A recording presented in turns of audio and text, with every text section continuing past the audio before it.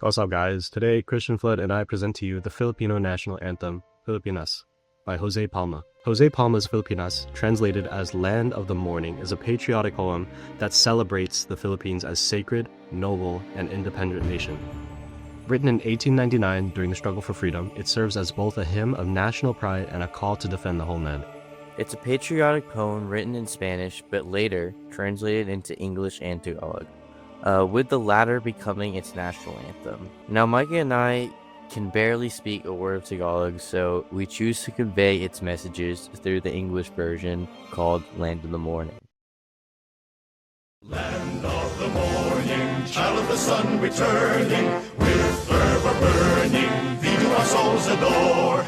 Land dear and holy, cradle of noble heroes, ne'er shall invaders trample thy sacred shores. Ever within the skies and through the clouds and all the hills and seas, do we behold the ravens, feel the throb of glorious liberty. Thy banner dear to all our hearts, its sun and stars alike. Oh, never shall its shining fields redeem my tyrant's might. Beautiful land of love, oh land of light, in thy embrace this rapture to lie. But it is glory ever when thou art grown, for as thy sons to suffer and die. The rhyme scheme is as follows: A, B, C, C, D, D. Written to accompany Julian Felipe's anthem, the alternating rhyme and couplet give it musical flow, allowing it to be easy to memorize and chant for the revolutionaries. The only primary difference between Land of the Morning and its Spanish original, Filipinas, are its trades between natural rhyme and meaning. The English version holds more lyrical meaning, while the Spanish original utilized simplicity to spread easily.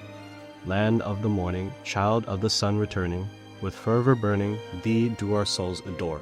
Stanza 1 describes the Philippines as a land where the sun rises. It's blessed with warmth, light, and energy. Filipinos are deeply devoted to their homeland, inspiring passion with fervor burning, and reverence, souls adore. Land dear and holy, cradle of noble heroes, ne'er shall invaders trample thy sacred shores.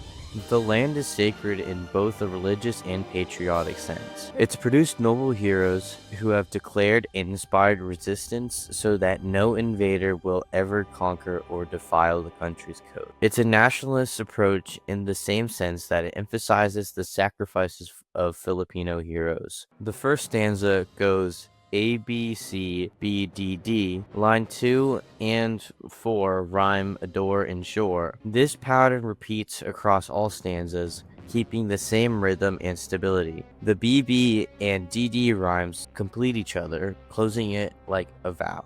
For stanza 2, ever within thy skies and through thy clouds, and o'er thy hills and seas. The first line is evocative with natural imagery. It encompasses the whole archipelago, referring to its mountains and seas. Liberty is felt as something alive, something vibrant and radiant, just like the islands. It frames freedom as glorious. For stanza 3, thy banner dear to all our hearts, its suns and stars alight, refers to the Philippines flag, a national emblem with the sun and stars on the flag, celebrating national pride through symbols of light. Oh, never shall its shining fields be dimmed by tyrant's might. And that flag will never be defeated or dishonored by oppressors, as a vow of resistance against tyranny. For stanza 4, the first half is a dual metaphor, and embrace refers to the motherland, where living in the Philippines is bliss. But it is glory ever when thou art wrong, for us, thy sons, to suffer and die. This is a clear patriotic vow, as it's a call to arms for Filipinos to honorably defend the nation. The reason why it's called Land of the Morning is because it's an eastern country. The other reason it's called this way is because Father Juan Delgado described it as Perla del Mar de Oriente, or the Pearl of the Orient Seas.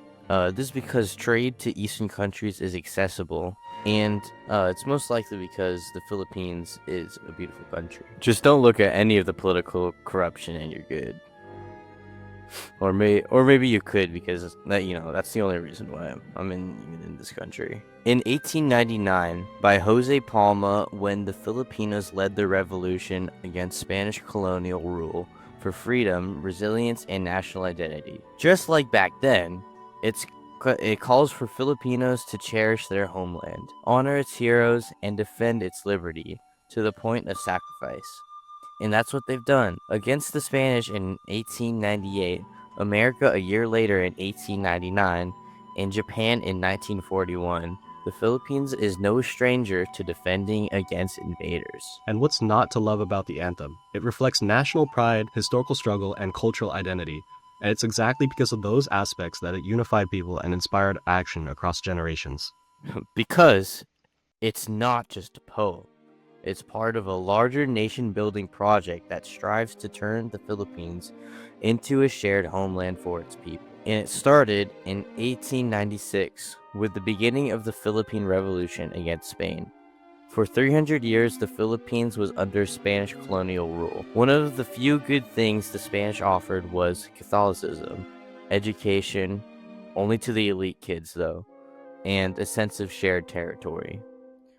This would be their biggest mistake, though, when those educated elites formed a Filipino national consciousness to call for reforms and even independence. Those educated elites were Jose Rizal, Marcelo H. del Pilar, and Andres Bonifacio. Jose Rizal was arguably the first major player in this movement. In July 1892, he formed a revolutionary nationalist movement called La Liga Filipina. Unfortunately, after writing some pretty revolutionary stuff, he was arrested and deported to Mindanao, away from everyone else. A couple of days later, some former members like Andres Bonifacio formed the Katipunan, or the KKK for short, unassociated. To avoid Rizal's mistakes, they were secretive and militant. They spread rapidly among workers, peasants, and the lower middle class, involving the masses. They used blood compacts as initiation rites to ensure loyalty, with many members pledging to fight, sacrifice, and if needed, die for the motherland. So when some guy revealed their secrets in August, they had to act. Bonifacio and many others gathered in the Caloocan and tore up their residence certificates. This is the cry of Pugad Lawin, and on August 22, 1896, the Philippine Revolution had begun. And tracing back to Jose Rizal, he was still writing about things exposing the Spanish friars, or friars, I don't know, and colonial authorities. So even though he wasn't involved in the Katipunan revolt, on December 30, 1896, the Spanish authorities accused him of sedition and executed him. This turned out to be a not good idea. It became moral fuel and a green light for the Katipunan and other revolutionaries to openly fight for independence. 2 years later, in 1898, Spain had enough and left. They signed the Treaty of Paris, handing off the Philippines to none other than America. In 1899, a young soldier and poet, Jose Palma, wrote Filipinas to serve as the lyrics to Julian Felipe's anthem, Nacional Filipina, to celebrate independence. He wrote about dying for the motherland to reflect the urgency of protecting this new era, where Filipinos were once again fighting to defend their independence, now against a new colonizer. He also used religious undertones with references to sacred stone and Holy Land, using the Catholicism the Spanish brought to them as the primary message of their revolution. Jose Palma's line, "Cradle of Noble Heroes," is a reflection of the sacrifices Rizal and many others have made. In the line, "Glory ever, when thou art wronged, for us thy sons suffer and die," is also a reflection of Rizal's being a martyr, inspiring Filipinos to accept suffering for the sake of the nation's future. Alright, dude, martyrdom? From Manila to Daly City, Palma's Land of the Morning has given Filipinos a shared identity through its presence being sung in schools, rallies, and ceremonies. It fulfills its purpose as a poem to give people an outlet to express their feelings with words. Across history, poetry has just been a more effective method of expression than just spoken words. Writing can be spread, and it's given people, especially those who have been oppressed, a voice to reach out, gather, and make change. It's because of this that it's ultimately a form of romantic nationalism, blending Catholic-esque beauty with intense patriotism to inspire a young nation. Its historical impact has shown how poetry can also become a weapon of unity and freedom. In his poem, Palma conveys centuries of struggle and hope in 24 lines. And during Japanese occupation in the 1940s, resistance poetry and guerrilla songs drew on the anthem's line of sacrifice and liberty. And during the Marcos dictatorship in the 70s, protest songs mirrored the anthem structure as a rallying cry. Today, spoken word poetry continues to blend rhythm, nationalism, and social critique, following Palma's original model of poetry as a singular, collective voice. I'm 100% F to the I-L-I-P-I-N-O. I'm Filipino, I'm not Latino, I'm not Chinese, no. I'm not from Mexico, I'm not from Tokyo. I'm Filipino, F to the I-L-I-P-I-N-O. Goti I can grow, I never look old. I speak Tagalog, just look at my nose. If it's broad, you know, I'm Filipino, F to the I-L-I-P-I-N-O. There's no need for that big of words, Micah. Are you kidding me? It encompasses the whole archipelago. Evocative. I had to look up what evocative meant.